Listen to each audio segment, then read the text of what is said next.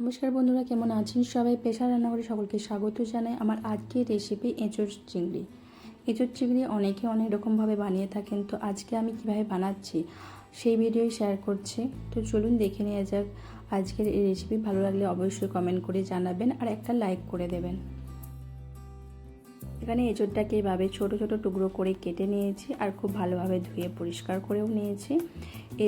এরপরে এঁচোড়ের মধ্যে কিছুটা পরিমাণ জল দিয়ে আর দিয়ে দেব লবণ আর হলুদ দিয়ে একটু সেদ্ধ করে নেব হালকা করে।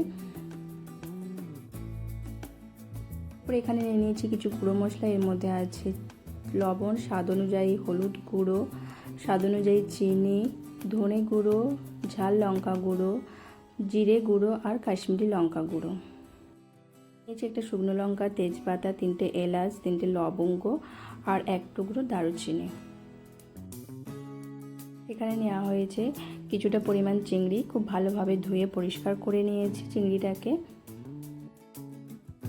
এরপর গ্যাসে কড়াই বসিয়ে এর মধ্যে পরিমাণ মতন সরষের তেল দিয়ে দেব। তেলটা গরম হয়ে গেলে এর মধ্যে দিয়ে দেব কেটে রাখা আলুর টুকরো। এরকম সাইজ করে আলুটাকে আমি কেটে নিয়েছি। একটা বড় সাইজের আলু এইভাবে টুকরো করে কেটে নিয়েছি।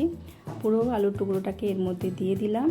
এর মধ্যে দিয়ে দেব লবণ আর হলুদ গুঁড়ো। লবণ আর হলুদ গুঁড়োটাকে দিয়ে নেড়ে চেড়ে আলুটাকে একটু লাল করে ভেজে নিতে হবে।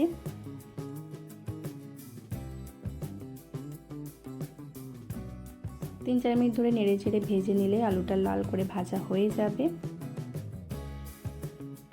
আলুটা ভাজা হয়ে গেছে, এরপর তুলে রাখবো।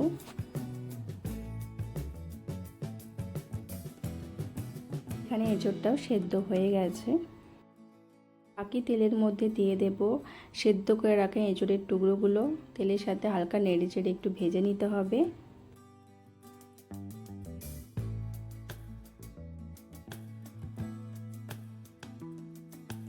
হালকা লবণ দিয়ে এঁচোড়টাকে ভেজে নিচ্ছি।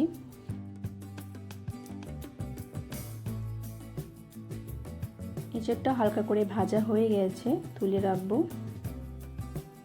তারপর কড়াইয়ের মধ্যে অল্প পরিমাণ সরষের তেল দিয়ে তেলটাকে গরম করে নিয়ে ওর মধ্যে দিয়ে দিচ্ছি লবণ আর হলুদ গুঁড়ো। দিয়ে এর মধ্যে দিয়ে দেব চিংড়ি মাছগুলো।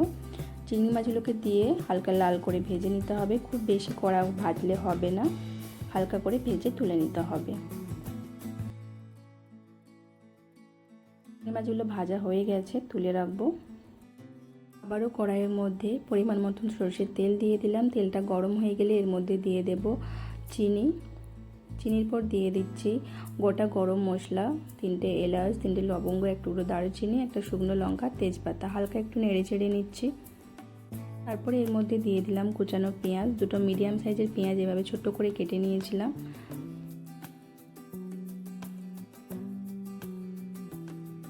পেঁয়াজটা হালকা লাল করে ভেজে নিয়েছি। এরপর এর মধ্যে দিয়ে দেব টমেটোমের টুকরো। টমেটোমের টুকরোটাকে দিয়ে হালকা একটু নেড়ে চেড়ে নিতে হবে। দিয়ে দিলাম আদা রসুনের পেস্ট 1 চামচ পরিমাণ, দিয়ে ভালোভাবে ভেজে নেব যাতে আদা রসুনের কাঁচা গন্ধটা না থাকে। ভালোভাবে ভেজে নেওয়ার পর এর মধ্যে দিয়ে দেব গুঁড়ো মশলা।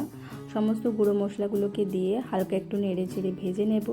তারপর এর মধ্যে দিয়ে দেব অল্প পরিমাণে একটু জল। জলটাকে দিয়ে ভালোভাবে কষিয়ে নিতে হবে।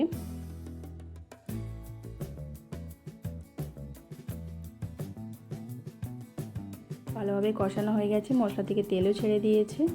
এরপর এর মধ্যে দিয়ে দেব ভেজে রাখা এঁচোড় আর আলুর টুকরোগুলো, দিয়ে ভালোভাবে মশলার সাথে কষিয়ে নিতে হবে 5-6 মিনিট ধরে।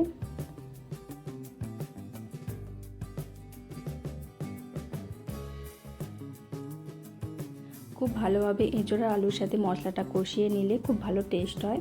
ভালোভাবে কষানো হয়ে গেছে। এরপর এর মধ্যে দিয়ে দিলাম পরিমাণ মতন জল। জলটাকে দিয়ে ভালোভাবে মিশিয়ে নেব।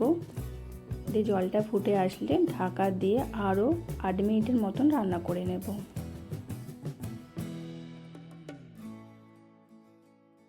8 মিনিট পর ঢাকনা খুলে নিচ্ছি। এরপর দেখে নেব এঁচোড়টা সেদ্ধ হয়েছে কিনা। এটা ভালোভাবে সেদ্ধ হয়ে গেছে। এরপর এর মধ্যে দিয়ে দেব ভেজে রাখা চিংড়ি মাছগুলো। চিংড়ি মাছগুলোকে দিয়ে আবারও নেড়ে চেড়ে মিশিয়ে নেব। 2-3 মিনিটের মতন ঢাকা দিয়ে এটাকে রান্না করে নিতে হবে। এরপর দেখে নেব লবণের পরিমাণ ঠিকঠাক আছে কিনা। লবণটা একটু কম হয়েছে, তাই আবারও ছোটো চামচের 1 চামচ পরিমাণ আমি লবণ দিয়ে ভালো করে মিশিয়ে নিয়েছি। আর দিয়ে দিচ্ছি ওপর থেকে গরম মশলা গুঁড়ো 1/2 চামচ পরিমাণ, আর দিয়ে দেব কিছুটা পরিমাণ ঘি দিয়ে ভালোভাবে নেড়েচেড়ে মিশিয়ে নেব। এঁচোড়ে নিরামিষ বা আমিষ হোক, ঘি দিলে একটা দারুণ টেস্ট হয়, দেওয়ার চেষ্টা করবেন এবং ভালো লাগবে খেতে। পরিবেশনের জন্য এঁচোড় চিংড়ি একদম রেডি হয়ে গেছে। গরম গরম ভাতের সাথে খেতে খুবই ভালো লাগবে। আপনারা বাড়িতে একবার এভাবে ট্রাই করে দেখবেন, আশা করছি খেতে খুবই ভালো লাগবে। ভালো লাগলে অবশ্যই কমেন্ট করে জানাবেন কেমন হয়েছে। আজকের এই রেসিপি যদি আপনাদের ভালো লেগে থাকে অবশ্যই লাইক এবং শেয়ার করে দেবেন, আর প্লিজ চ্যানেলটিকে সাবস্ক্রাইব করে দেবেন। ভালো থাকবেন, ধন্যবাদ।